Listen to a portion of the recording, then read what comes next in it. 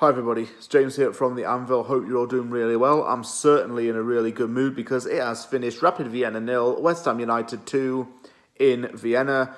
West Ham officially tops its Europa League group and is through into the knockout stages. Well, that was confirmed for quite some time, but now West Ham officially are the table toppers of their group, so to speak.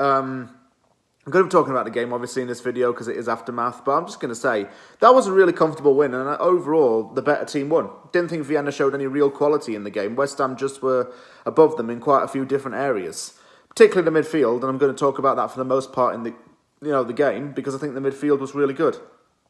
Everybody played a vital role in that midfield, especially Nikola, Vlašić, and Manuel Lanzini, who I'm going to talk about in more detail. First for starting 11, Areola, Sofal, Masuaku, Diop, Noble, Lanzini, Vlašić and Yarmolenko all started. Was a little bit surprised to see that Alex Král didn't start, I'm going to be honest with you. Souček has featured in quite a lot of games this season and I was worried he was going to get worn out. I would have liked Král to have started. Don't know what he's got to do to get more game time. Maybe he's just being used for cups or maybe Moyes doesn't rate him as highly as we thought. Dawson played in this game again. He's another one that I think is playing a little bit too often. I think he's probably going to get rested for the City game. A lot of mixed reactions to that starting 11, but it was honestly not a bad one. It was squad rotation, of course, and some good players still in there. West Ham kept the ball well in the start of the first half. Bowen stretched from a Masuaku cross, but Bowen missed it. Vlašić struck over, and he looked really good on the left-hand side, by the way, Vlašić. Him and Masuaku were very penetrative down the left. Yarmolenko, however, was being a bit slow, and he nearly lost the ball on a few occasions, but it was a good opening 10 minutes. After that, Vienna started to warm up a little bit, I thought. They started to maybe get a little bit into the game, but nothing came of their chances. West Ham's backline found a really nice through ball to Yarmolenko on that right side of the field. Yarmolenko crossed it. Vlašić went into like a 50-50. He tried to head it, but he didn't. Yarmolenko then fired over. I just still wanted West Ham to just go down that left and attack on that left, because the left is where things were being created. The right wasn't really doing it that much. Yarmolenko wasn't really getting the ball in or getting round players because he doesn't have the pace to do so. The goal came actually through Andriy Yarmolenko, and people were slagging him off in the game a lot, but he ended up actually scoring the opening goal of the game on 39 minutes. Nikola Vlašić, who a lot of people had predicted would either get a goal or an assist, assisted this with a cross. Header from Yarmolenko, it curled into the net. 1-0 to West Ham. That's Yarmolenko's first goal in how long? I think it's his first goal since he scored against Doncaster in the FA Cup. And that's quite a long time ago. That's actually nearly 12 months. No, like 10, 11 months ago. Which is a long time thinking about it. Yeah, it tripped me out a bit thinking about that. Penalty then to West Ham. Yarmolenko was fouled in the box. Up stepped Mark Noble, the captain, to take it. He did what he does best with penalties, put it in the net. 2-0 to West Ham.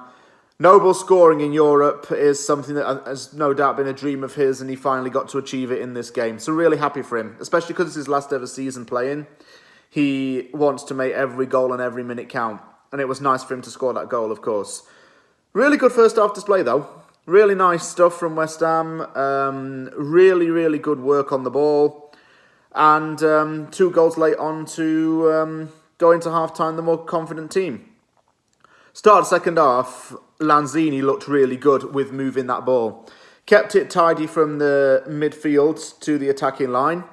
He set up Jarrod Bowen, and Jarrod Bowen was denied. Bowen then tried to dribble and score from a bit of a scramble. Yarmolenko laid off to Souček. Souček's shot was parried, it was scrambled, and Bowen just couldn't connect. Bowen could have easily had a hat-trick in this game, in all fairness. The amount of chances he had and the amount of clear-cut chances that he had. But I did feel another goal coming somehow at that point. Also in the box, Noble Cruyff turned a defender. I'm like 34-year-old Mark Noble, Cruyff turning a player. I was like, what? Couldn't believe it, actually. But still, kudos to him for doing it. Some changes were made from West Ham, though. Alex Král finally came on Fornals and Benrahma on. Off came Lanzini, Bowen and Souček. Lanzini had a blinding game. Really, really, really flawless performance from him in the midfield. Excellent. He's got his little jewel back now. He's got his sparkle back in his old jewel name. He's got that back in the team in his new role. And he admits that he likes it more. He did really well in the midfield unit. I'd actually start Lanzini for the game on Sunday. Because I think we need somebody in that midfield who can hold up the ball against Manchester City. And Lanzini's done that really well so far this season. So like I say, start him Sunday. It's in for consideration, that is for sure. Also, there was a debut for 17-year-old Sonny Perkins, an academy player. He came on for Nikola Vlašić. Nikola Vlašić had another good game. Really energetic game. It was nice to see Perkins actually get a chance to make a appearance for West Ham. And not even like 2 minutes after he came on, he had a header straight at the goalkeeper, which was tipped over. And I was so wanting Perkins to score that because I thought it would have been amazing for his debut, him being a teenager and it's his first game for West Ham and all. Thought it'd be amazing for him. But no, it was punched over the bar. I didn't really notice this until a little later, but Fredericks came on for Masuaku. Masuaku had a good game as well. It's been a little bit, timid down the left-hand side. But it's, it's been a bit, well, not timid, I don't think, but he's been a bit hit or miss on when he started for us, Masuaku. It was a good season last season. This season's been a bit different. He was good in this game, though. And Fredericks coming on seemed an alright substitution. Other than that, there wasn't really anything to really report after that. I think Rapid Vienna had a shot off target, which didn't really threaten Areola, but I said in my preview that West Ham would win this 2-0 because they love scoring 2 in Europe, and look, we scored 2 in Europe again.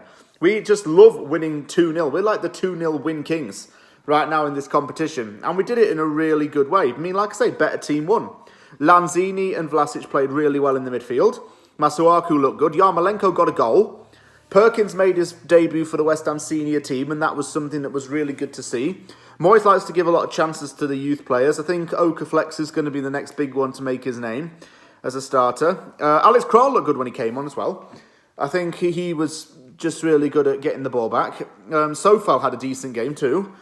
Maybe, I think when Sofal plays, it could help Souček out a little bit because the two of them work well together and have that mutual understanding when they're on the pitch. That's not disrespect to Ben Johnson, but just saying that Souček and Sofal play well together when they're on the same pitch. And I think it helped Souček's game today because he had a really good chance in it. But look, top of the group, we're through into the next round. I hope we get a decent team in the next round because this is when it now gets tastier, when everything is on the line and you have to win games in order to go through. So I can't wait to see who we get in the knockout stages. Draws going to be made very soon, no doubt. And also, just on a side note, Tottenham, winning in Europe really isn't for everybody, is it? Karma works well that way. Thank you very much for watching this episode of The Aftermath. If you liked the video, hit the like button. Don't forget to subscribe for more content. Take care, everybody. Have a good night, and I'll see you all soon.